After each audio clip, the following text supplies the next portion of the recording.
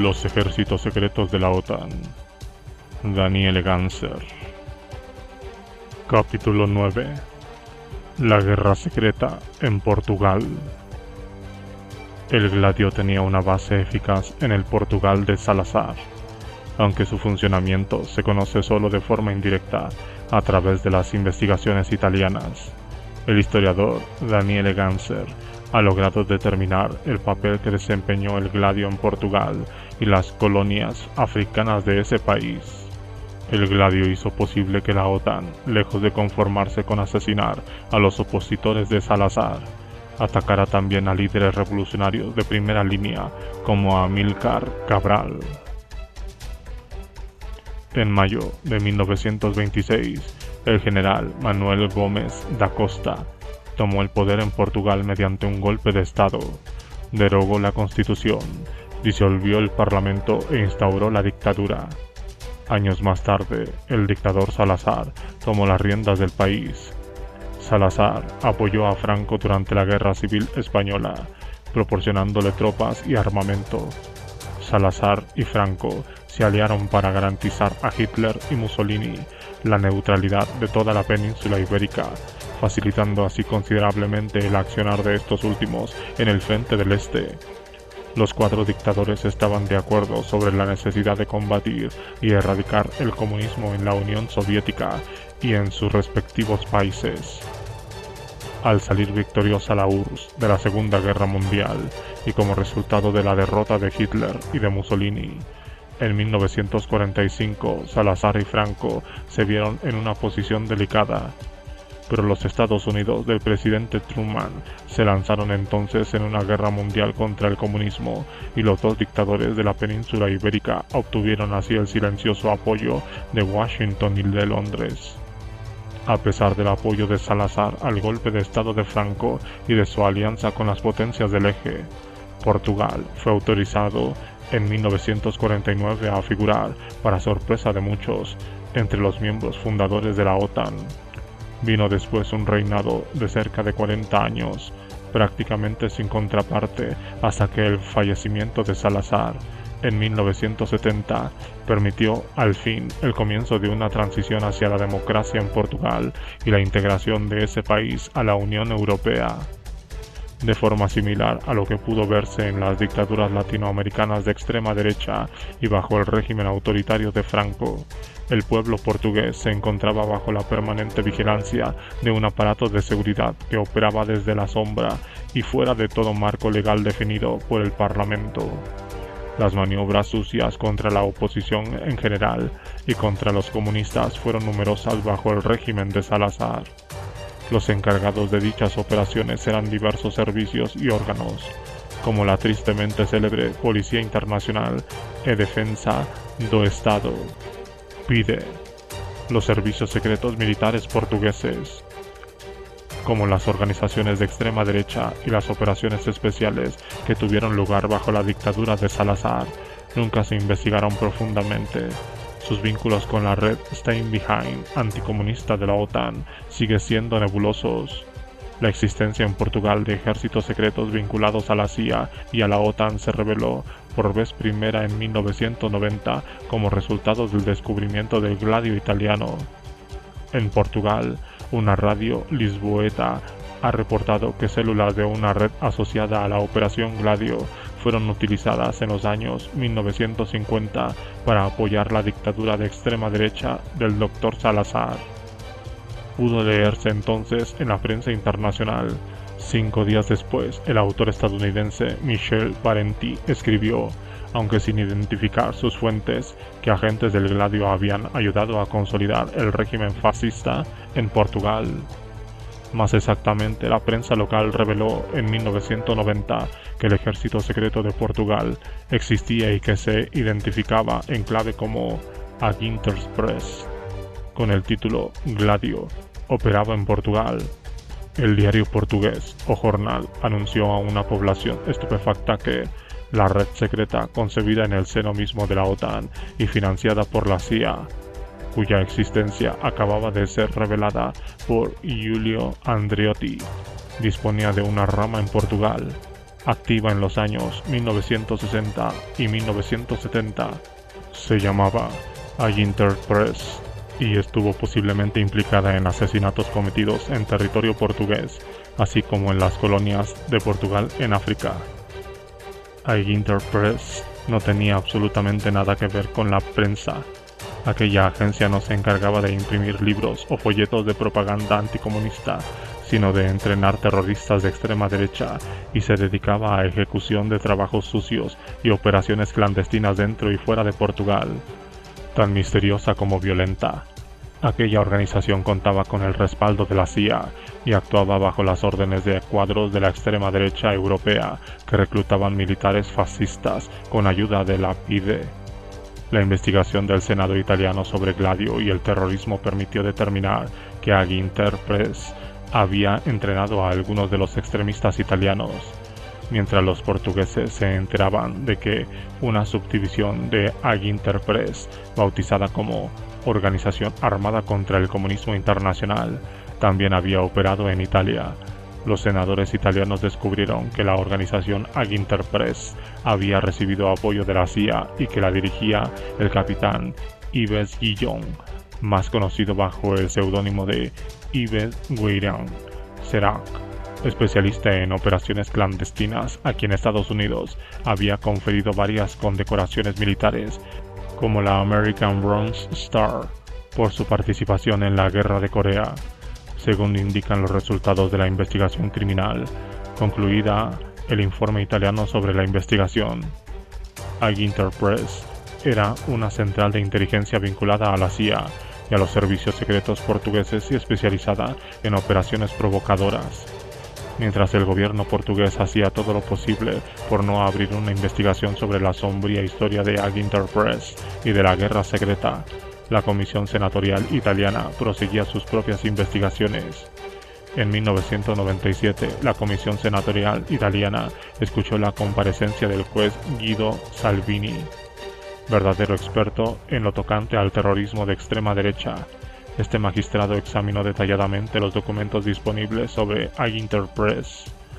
El senador Manca le preguntó: ¿la CIA americana es, en su opinión, directamente responsable de las operaciones que realizó Aginterpress? A lo que el juez respondió: senador Manca, está usted planteando una interrogante muy importante. Debido a lo delicado de su respuesta, el juez pidió entonces que se le permitiera expresarla en privado. Se le permitió hacerlo y, a partir de aquel momento, todos los documentos fueron clasificados como confidenciales. En público, el juez Salvini explicó que es difícil dar una definición exacta sobre qué es Aginterpress. No obstante, hizo un intento de describirla. Es una organización que, en numerosos países, sobre todo en Italia, inspira y respalda los planes de grupos cuidadosamente escogidos que actúan según procedimientos definidos contra una situación que han decidido combatir. El ejército anticomunista secreto de la CIA, conocido como Aginterpress, opera, prosiguió el juez Salvini, en función de sus objetivos y de sus valores, que son esencialmente la defensa de Occidente contra una probable e inminente invasión de Europa por las tropas de la URSS y de los países comunistas. También, según el juez italiano, el ejército secreto portugués ejercía, como la mayoría de las demás redes de Europa Occidental, una doble función. La red Stand Behind se entrenaba secretamente para una posible invasión soviética y, en espera de aquella invasión, arremetía contra los movimientos políticos de izquierda, siendo para ello estrategias de lucha clandestina puestas en práctica en varios países de Europa Occidental.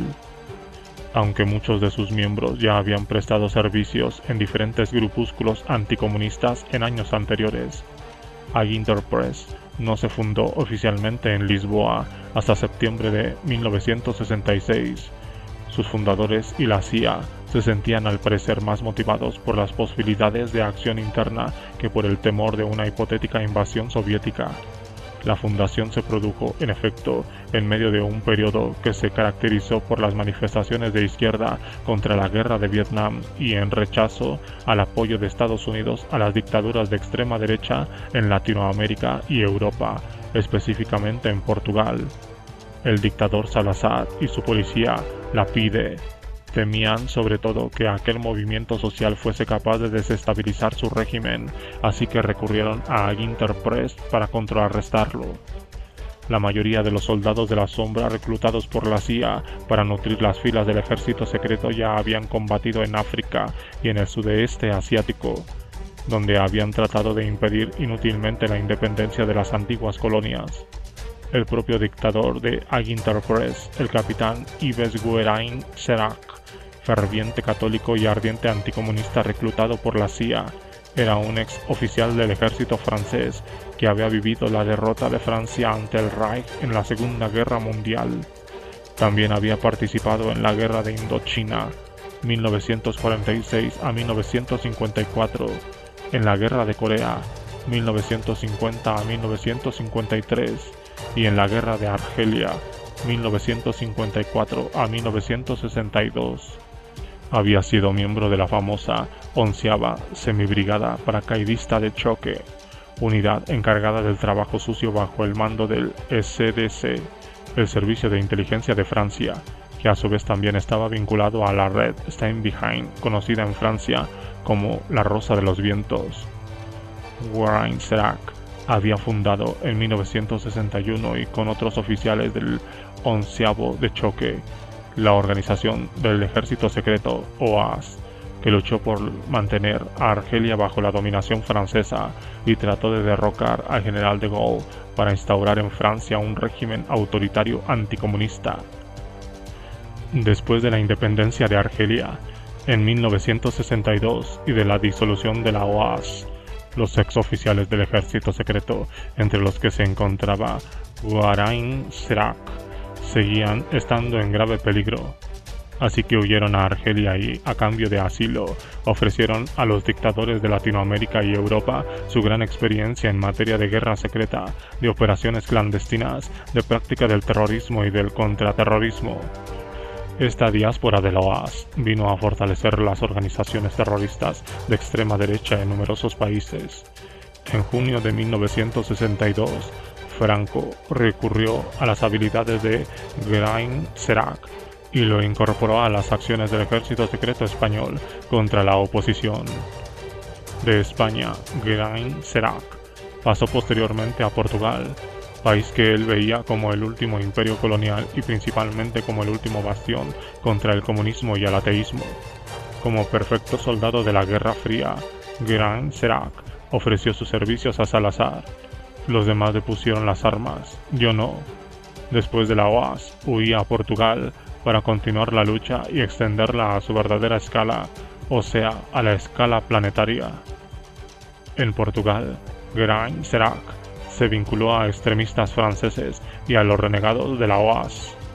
Jacques Ploquart d'Assac, un ex partidario de Pétain, lo introdujo en los círculos fascistas y le presentó a los miembros de la PIDE. Debido a su gran experiencia, Guérin Sérac fue reclutado como instructor de la Legião Portuguesa y de las unidades de contraguerrilla del ejército portugués. En ese contexto creó, con ayuda de la PIDE y de la CIA, la ya mencionada Interpress, un ejército anticomunista ultrasecreto. Interpress creó sus propios campos de entrenamiento, donde los mercenarios seguían un programa de 3 semanas de formación para la realización de operaciones secretas que incluían particularmente técnicas de atentados con bombas, asesinatos silenciosos, métodos de subversión, de comunicación clandestina, de infiltración y de guerra colonialista. Junto a Guérin Sérac, el terrorista de extrema derecha Stefano Delle Chiaie también participó en la fundación de Interpress. Actuamos contra los comunistas, contra la burguesía establecida y la democracia que nos había privado de nuestra libertad, así que no teníamos otro remedio que acudir a la violencia, explicó más tarde Delle Chiaie. Nos consideraban criminales, pero en realidad éramos víctimas de un movimiento liberal antifascista. Queríamos divulgar nuestras ideas, queríamos que nos oyeran en el mundo entero. A mediados de los años 1960, Delle Chiaie, quien tenía por entonces 30 años, fundó con Guérin Sérac y con el apoyo de la CIA el ejército secreto Interpress. Con uno de mis amigos franceses, Geraint Serac, decidí entonces en 1965 fundar la agencia de prensa Aginterpress para dotarnos de los medios para defender nuestras ideas políticas. Durante los siguientes años, Dele Chiaie se convirtió quizás en el elemento más sanguinario de la guerra secreta. En Italia participó en golpes de estado y atentados, como el de la Piazza Fontana en 1969, y con él nazi Klaus Barbie, conocido como el Carnicero de Lyon, ayudó a consolidar el poder de los dictadores sudamericanos. Nuestros efectivos se componían de dos tipos de hombres. Uno, oficiales que se unieron a nosotros después de haber luchado en Indochina y en Argelia, e incluso algunos que se enrolaron después de la batalla de Corea, explicó el dictador de Aginterpress, Geraint Serac, en persona. 2. Intelectuales que durante aquel mismo periodo se interesaron en el estudio de las técnicas de subversión marxista. Esos intelectuales, como señaló, habían formado grupos de estudio y compartían sus experiencias para tratar de estudiar las técnicas de la subversión marxista y crear las bases de una contratécnica. La batalla, no le cabía duda de ello, tenía que desarrollarse en numerosos países. Durante aquel periodo establecimos contactos sistemáticos con grupos que tenían ideas cercanas a las nuestras que aparecieron en Italia, Bélgica, Alemania, España y Portugal, con vistas a constituir el núcleo de una verdadera liga occidental de lucha contra el marxismo. Procedentes directamente de varios teatros de operaciones, muchos de los soldados de la sombra y sobre todo sus instructores, como Geraint Serac, no conocían mucho los métodos de solución pacífica de conflictos ni sentían aprecio por ellos. El propio director de Aginterpress estaba convencido, como muchos otros, de que la lucha contra el comunismo en Europa Occidental implicaba necesariamente el uso del terrorismo. En la primera fase de nuestra actividad política tenemos que sembrar el caos en todas las estructuras del régimen, declaró sin precisar a qué país se refería. Dos formas de terrorismo permiten obtener ese tipo de resultado: el terrorismo ciego, a través de atentados contra gran número de civiles, y el terrorismo selectivo, a través de la eliminación de personalidades seleccionadas. En ambos casos había que atribuir a la izquierda el atentado secretamente perpetrado por la extrema derecha, como subrayó el campeón e ideólogo del terrorismo anticomunista. Esos ataques contra el Estado deben presentarse siempre que sea posible como actividades comunistas. Los atentados terroristas de los ejércitos secretos se concebían como medio de desacreditar el régimen establecido y obligarlo a inclinarse a la derecha. Después tenemos que intervenir en el corazón del aparato militar, del poder judicial y de la Iglesia para influir en la opinión pública, proponer una solución y demostrar claramente la debilidad del arsenal jurídico actual. Hay que polarizar la opinión pública de manera tal que nos vean a nosotros como el único instrumento capaz de salvar la nación. Parece evidente que vamos a necesitar medios financieros considerables para realizar con éxito esas operaciones. La CIA y la PIDE, los servicios secretos militares de Salazar, se encargaron de proporcionar los fondos necesarios a la empresa terrorista del capitán Geraint Serac. En un documento interno de Aginterpress, titulado Nuestra actividad política, fechado en noviembre de 1969 y descubierto a fines de 1974, el propio Geraint Serac describe cómo un país puede ser blanco de una guerra secreta. Nuestra convicción es que la primera fase de la actividad política debe consistir en crear las condiciones favorables para imponer el caos en todas las estructuras del régimen. Como elemento esencial de esa estrategia, había que atribuir a los comunistas los actos de violencia cometidos y cada pista tenía, por supuesto, que llevar a esa misma conclusión. Pensamos que, en un primer tiempo, hay que destruir la estructura misma del Estado democrático bajo la fachada de actividades comunistas o pro-chinas. El documento insistía después en la necesidad de penetrar los grupos de militantes de izquierda para manipularlos mejor.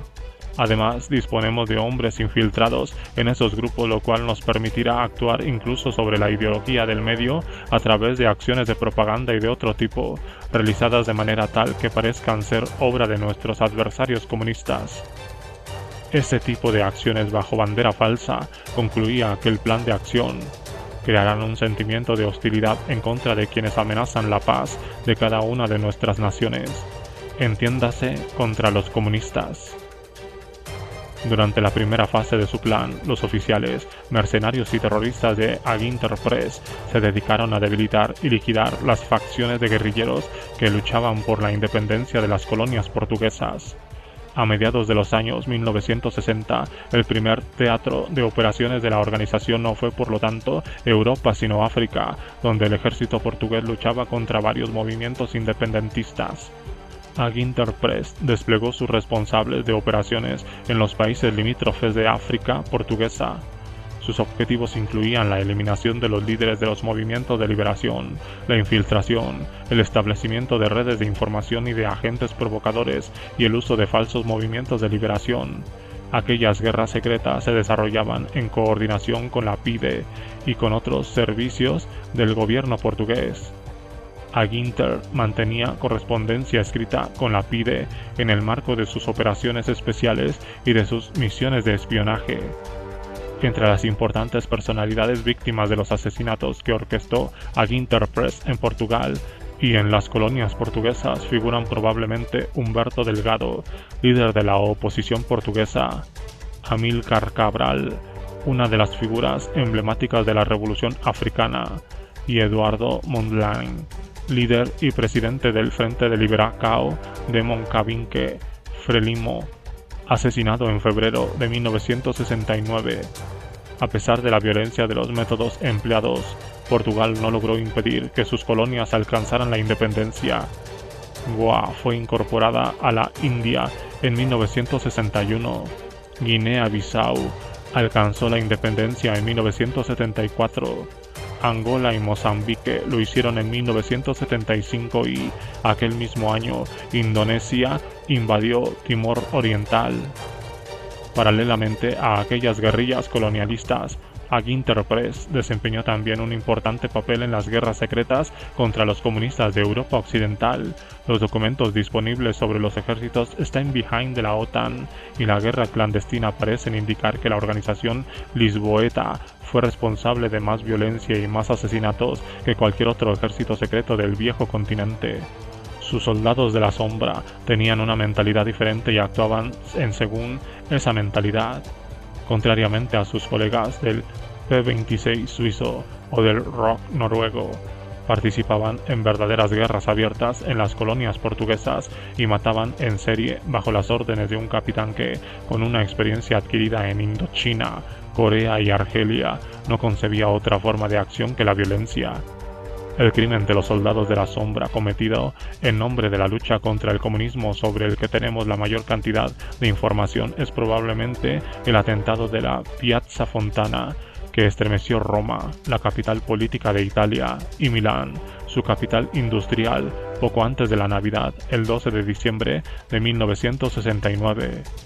Aquel día, 4 bombas estallaron en esas dos ciudades, matando indiscriminadamente a 16 civiles, en su mayoría campesinos que llegaban a la Banca Nazionale dell'Agricoltura de Milán para depositar sus modestos ingresos de un día de mercado.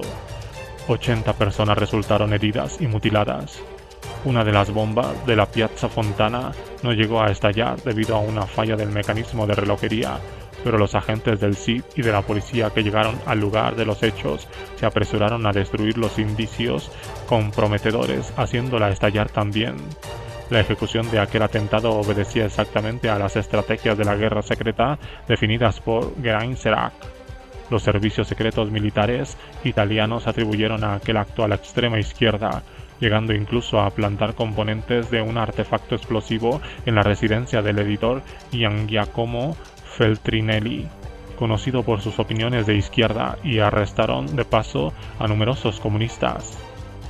Un informe interno del CID clasificó como confidencial y fechado el 16 de diciembre de 1969, expresaba ya que en aquel momento que existían sospechas de que los atentados de Roma y Milán era obra de la extrema derecha con el apoyo de la CIA.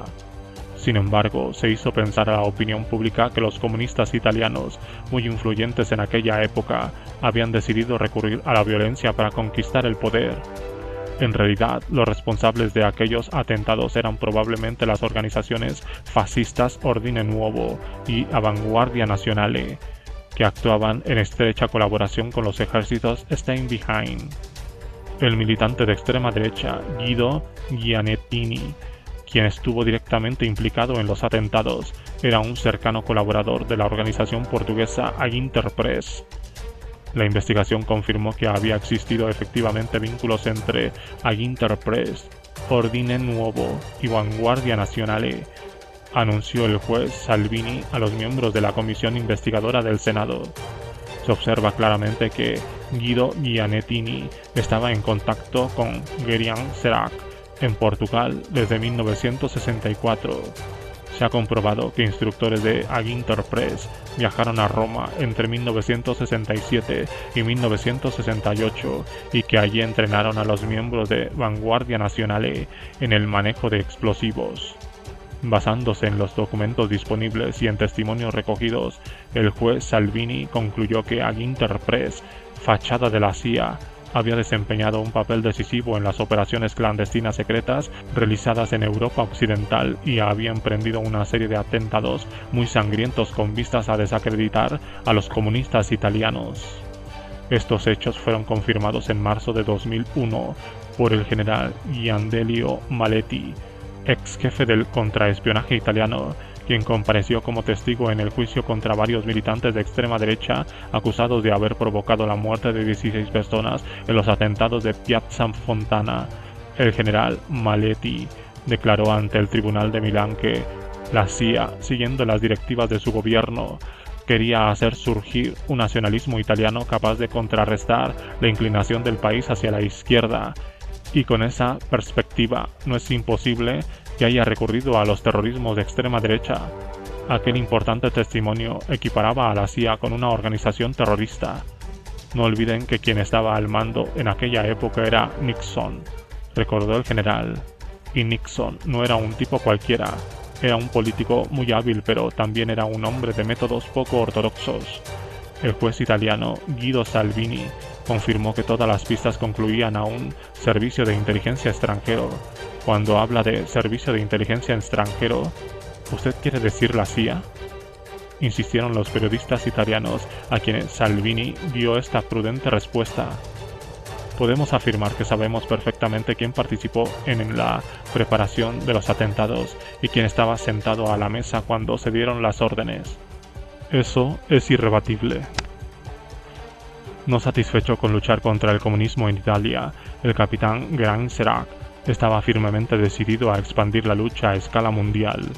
Para ello, varios agentes de Aginter, como el estadounidense Jay Zablonsky, participaron junto a la CIA y los Boinas Verdes en la tristemente célebre contraguerrilla que dejó unos 50.000 muertos en Guatemala entre 1968 y 1971. Los hombres de Aginter estaban también presentes en Chile en 1973, donde participaron en el golpe de Estado mediante el cual la CIA derrocó al presidente socialista democráticamente electo Salvador Allende y puso en el poder al dictador Augusto Pinochet. Desde el refugio que le proporcionaba la dictadura de extrema derecha de Salazar, Aginterpress podía enviar sus soldados de la sombra a combatir en numerosos países del mundo entero. Aquella situación se mantuvo hasta la Revolución de los Claveles de mayo de 1974, que puso fin a la dictadura y abrió el camino al restablecimiento de la democracia en Portugal. Los soldados de la sombra sabían que la supervivencia de su organización estaba estrechamente ligada a la del régimen totalitario. Cuando supieron que oficiales de izquierda del ejército portugués estaban preparando un golpe que debía dar inicio a la Revolución de los Claveles, los agentes de Aginter conspiraron con el general Spinola para eliminar a los centristas portugueses. Planeaba invadir el archipiélago de los Azores para convertirlo en un territorio independiente y utilizarlo como base de retaguardia y trampolín para sus operaciones en el continente. Al fracasar el proyecto, Aginter fue barrida junto con la dictadura cuando, el 1 de mayo de 1974, los oficiales de izquierda tomaron el poder, poniendo fin a casi 50 años de totalitarismo. 3 semanas después, el 22 de mayo, por orden de los nuevos dirigentes del país, unidades especiales de la policía portuguesa tomaron el cuartel general de Aginterpress en la Rúa das Bracas de Lisboa para cerrar la siniestra agencia y confiscar todos sus medios. Pero cuando llegaron, el local ya estaba vacío. Gracias a sus contactos en los servicios de inteligencia, los agentes de la organización se enteraron a tiempo de la operación y pudieron desaparecer. Ninguno de ellos pudo ser arrestado. En su precipitación, olvidaron sin embargo algunos documentos. Las fuerzas de policía lograron recoger gran cantidad de pruebas que demostraban la responsabilidad de Aginterpress, filial de la CIA, en numerosos actos de terrorismo. Como la joven democracia portuguesa estaba tratando de acabar con el antiguo aparato de seguridad heredado de la dictadura, disolvió la PIDE, los servicios secretos militares y la Legião Portuguesa. La Comisión para el Desmantelamiento de la PIDE y de la Legião Portuguesa, Comissão de Extinção de PIDE e da Legião, descubrió rápidamente que la PIDE, con el concurso de la CIA, había dirigido un ejército secreto llamado Aginterpress.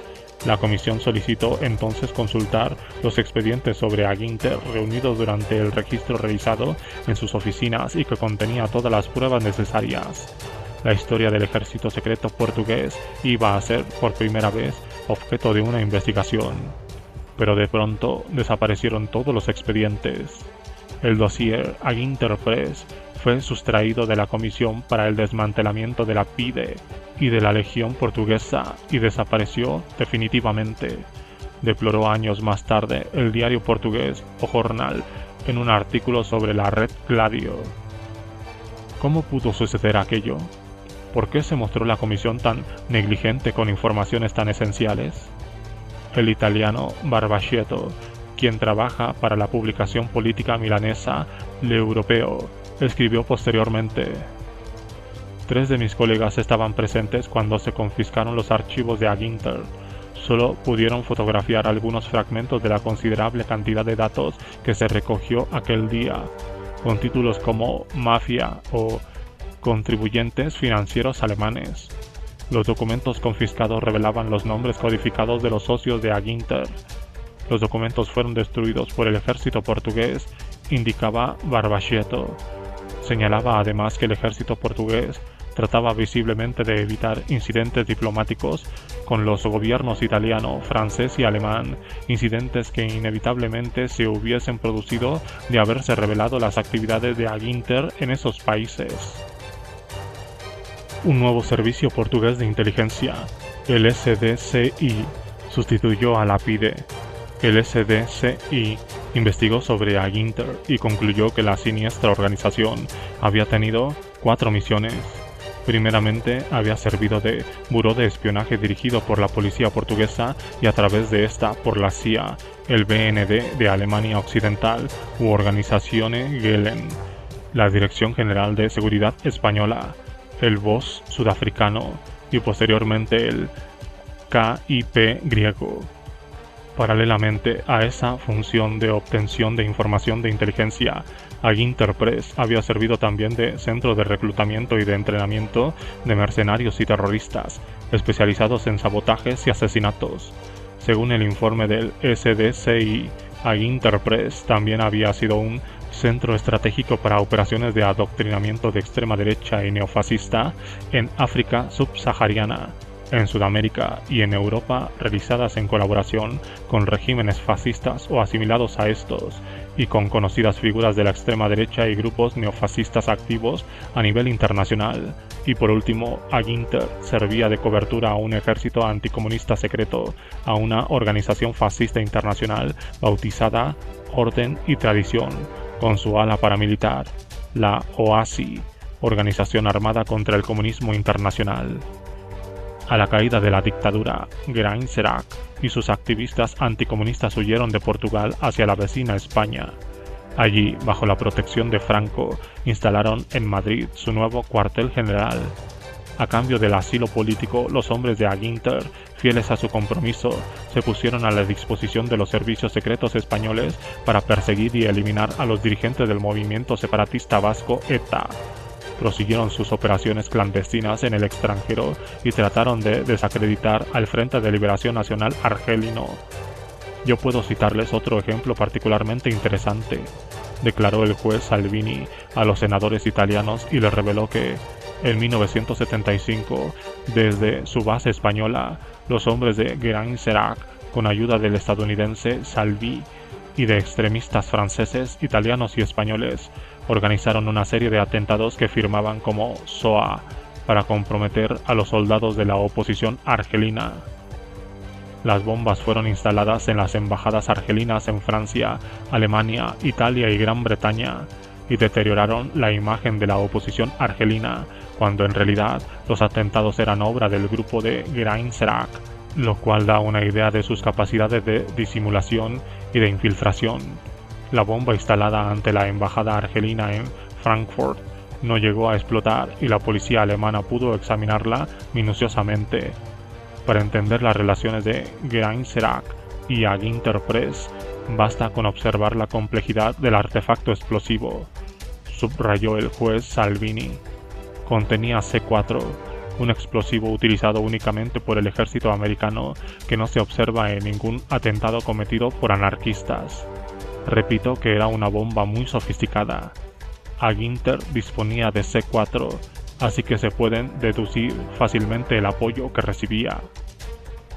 Cuando el régimen dictatorial español se derrumbó, al fallecer Franco el 20 de noviembre de 1975, Guérin Serac y su ejército secreto se vieron nuevamente obligados a huir. La policía española se tomó con mucha calma la investigación sobre los indicios que Aginter había dejado detrás y no fue hasta febrero de 1977 que realizó un registro en el cuartel general de la organización en el edificio número 39 de la calle Pelayo, donde descubrió un verdadero arsenal de fusiles y explosivos. Pero Dele Chiaie, Guérin Serac y sus soldados hacía mucho que habían huido de España hacia Latinoamérica, donde muchos escogieron a Chile como nueva base de operaciones. Guérin Serac fue visto por última vez en España en 1997. El ejército secreto anticomunista portugués dio nuevamente que hablar en 1990, cuando el primer ministro Giulio Andreotti reveló que en Italia y en otros países europeos existían ejércitos Stay Behind creados por la OTAN. El 17 de noviembre de 1990, la ola llegaba a Lisboa, donde el diario Expresso reportó, bajo el titular «Gladio, los soldados de la Guerra Fría», que el escándalo ha traspasado las fronteras de Italia, ya que la existencia de las redes secretas Gladio ha sido confirmada oficialmente en Bélgica, Francia, los Países Bajos, Luxemburgo, Alemania y semioficialmente en Noruega, Dinamarca, Austria, Suiza, Grecia, Turquía, España, Reino Unido y Portugal. Muy preocupado, el ministro de Defensa portugués Fernando Nogueira declaró públicamente el 16 de noviembre de 1990 que no tenía conocimiento de la existencia de una rama de la red Stay Behind en Portugal y pretendió que ni su ministerio ni el Estado Mayor disponían de información alguna sobre la existencia o la actividad de una estructura Gladio en Portugal. El periódico portugués Diario de Noticias deploró que las lacónicas declaraciones de Fernando Nogueira sean corroboradas de una u otra manera por exministros de defensa como Eurico de Melo y Rui Machiete, así como por el exministro de Relaciones Exteriores Franco Nogueira y el mariscal Costa Gómez, quienes nos han confirmado que no sabían absolutamente nada de este asunto. La misma posición han adoptado paralelamente de la oposición miembros de la Comisión Parlamentaria de Defensa. Costa Gómez, que había sido oficial de enlace ante la OTAN, afirmó que nunca tuvo conocimiento de una red clandestina, a pesar de haber asistido entre 1953 y 1959 a todas las reuniones de la Alianza, pero reconoció al mismo tiempo que no era imposible que hubiese existido un Gladio portugués con apoyo de la PIDE y de personas que no conformaban parte del gobierno. Esos contactos, explicó Costa Gómez, si verdaderamente existieron, solo pudieron funcionar de forma paralela a las estructuras oficiales y eran para él totalmente desconocidas. De la misma manera, Franco Nogueira, que había sido ministro de Relaciones Exteriores bajo el régimen de Salazar, declaró: "Nunca sospeché la existencia de esa organización, ni cuando estaba en Relaciones Exteriores y me codeaba con responsables de la OTAN, ni posteriormente. Preciso que, si Gladio había operado en Portugal, esa actividad habría sido seguramente de conocimiento del Dr. Salazar. Como daba a entender Nogueira, Salazar seguramente habría comunicado esa información al jefe de su diplomacia. Me cuesta imaginar que esa red haya mantenido vínculos con la PIDE o con la Legião Portuguesa. Por eso estoy convencido de que ese Gladio nunca existió en nuestro país, aunque por supuesto en la vida no hay nada imposible". Mientras los representantes del gobierno se negaban a divulgar la menor información sobre la guerra secreta, la prensa portuguesa solo podía constatar lo que ya era evidente: deplorar que, visiblemente, varios gobiernos europeos habían perdido el control de sus servicios secretos y denunciar la doctrina de confianza limitada que la OTAN había adoptado. Ese tipo de doctrina implicaba que algunos gobiernos no habrían hecho lo suficiente para combatir el comunismo y que no era por lo tanto necesario mantenerlos informados sobre las actividades del ejército secreto de la OTAN. Hubo un solo alto oficial del ejército portugués que aceptó revelar partes del secreto bajo condiciones de anonimato. Un general que había estado al mando del Estado Mayor portugués confirmó a un periodista de O Jornal que un servicio de información paralelo había existido en efecto en Portugal y en las colonias, cuyo financiamiento y control no tenían que ver con las Fuerzas Armadas, sino que dependían del Ministerio de Defensa, del Ministerio del Interior y del Ministerio de Asuntos Coloniales. Además, ese servicio paralelo estaba directamente vinculado a la PIDE y a Legião Portuguesa. No hubo ninguna investigación oficial sobre el tema, sino apenas un simple informe parlamentario. El misterio cuya existencia se conoció a través de esas vagas declaraciones sigue por lo tanto sin aclarar.